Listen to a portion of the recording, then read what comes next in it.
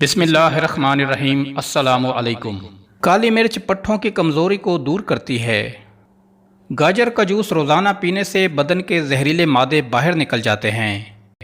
پیشاب کو زیادہ دیر تک روکے رکھنے سے گردوں کی بیماری ہو سکتی ہے۔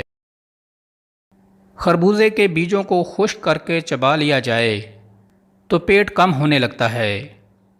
روٹی پر لیموں کا رس لگا کر کھا لینے سے بال مضبوط ہو جاتے ہیں۔ ادرک کھانے سے پٹھوں کو طاقت ملتی ہے۔ بند گوبھی کھانے سے موٹاپے میں کمی آتی ہے۔ ایک تحقیق سے پتہ چلا ہے کہ جب انسان مسکراتا ہے تو دل پر دباؤ میں کمی آتی ہے۔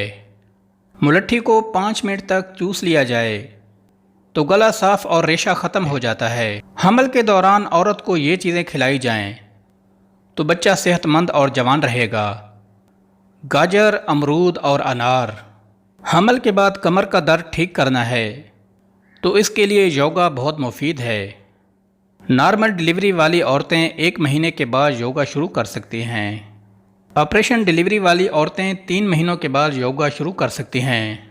چائے پینے کے بعد پانی پینا زہر پینے جیسا ہے۔ سونف کی چائے پی لینے سے نظر کی کمزوری دور ہو جاتی ہے۔